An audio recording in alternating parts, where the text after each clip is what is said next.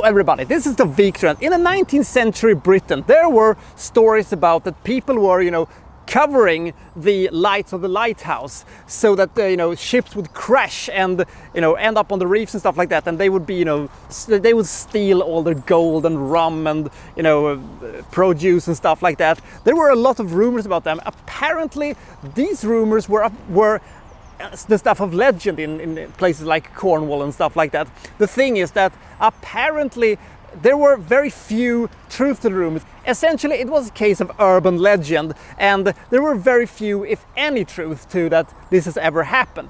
But that didn't stop Alfred Hitchcock from, in 1939, making a movie called Jamaica Inn about this certain thing. So what happens when a girl from Ireland arrives at the coast of Cornwall in 1819 and discovers that she has to stay in a place where they essentially do this kind of illegal things? We shall see. The movie of today is Alfred Hitchcock's 1939 movie Jamaica Inn.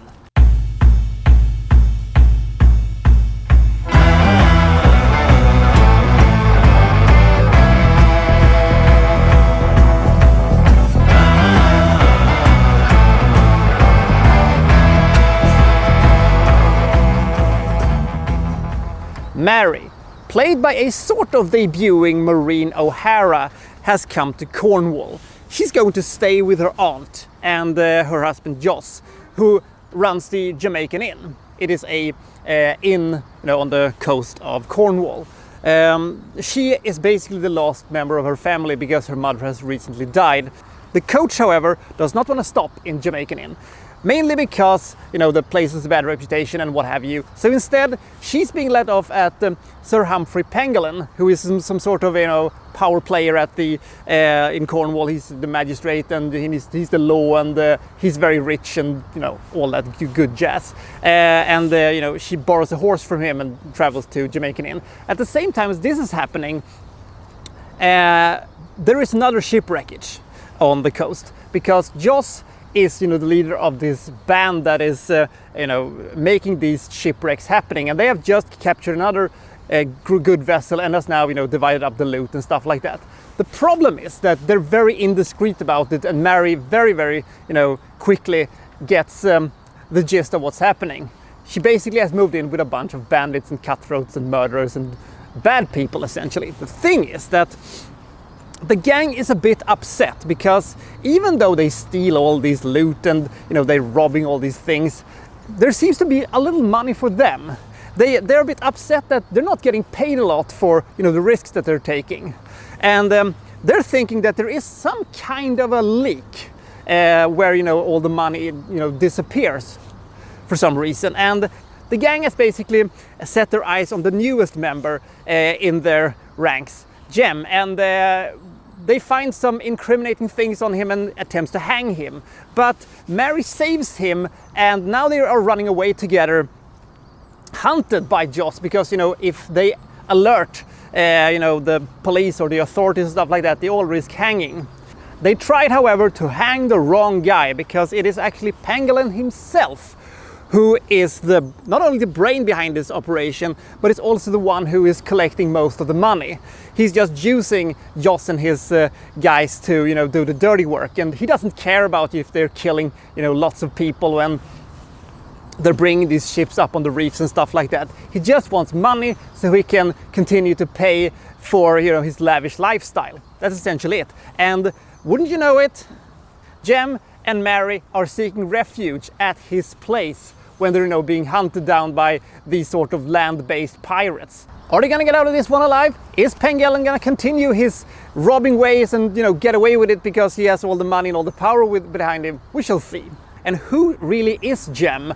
And is Pangolin gonna be able to squeeze himself out of this one because he has all the money and all the power and stuff like that? We shall see. When it comes to Alfred Hitchcock's earlier works, there are a bit of hit and miss. There are some that is really good, and there are some that is really bad, and the time has done a big number on this one. I think personally that Jamaican Inn is one of his best earlier movies. The movie has a very simple story. The movie has a lot of great characters. The thing is that even though it has a simple story, it's told very well, it focuses on the correct things, and it has a surprisingly high pacing, considering that it's made 1939. I like the characters. It is an interesting story. It has a lot of moving parts to it. You could say that this is a complicated story that is told in a simple and effective way.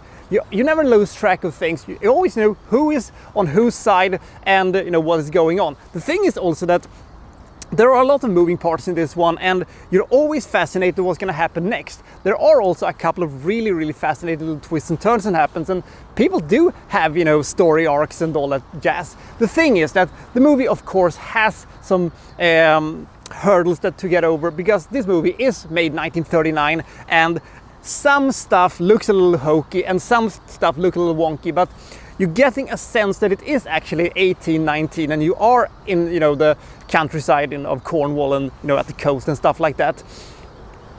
There are also a couple of things I didn't expect happened that actually happened. As it is usually with Alfred Hitchcock's earlier movies, the ending is kind of abrupt and a little bit underwhelming, but still I think it was a very effective and very logical ending to the whole thing. But if they would have ever done a remake of this one, which I wouldn't be against actually, I think you could toy around with especially Charles Laughton's evil nobleman a lot. It helps a lot when your villain actually has top billing, even though your main character essentially is Mary and Jem. But the thing is that you still having Pangolin ever presence over this one. If you've never seen this one before, and if you're a little curious about early Hitchcock, you could do a lot worse than this one. This movie has aged surprisingly well. I give this movie 70 points. It is a suspenseful and interesting and fascinating movie. There are a few things that could have been done better, and the ending is a little bit abrupt, but there is a lot of fascinating characters, and I really like our two main characters, so it has that going on for itself. So I'll see you next time from so-and-so reviewing such and such. Thank you for watching. Thank you very much.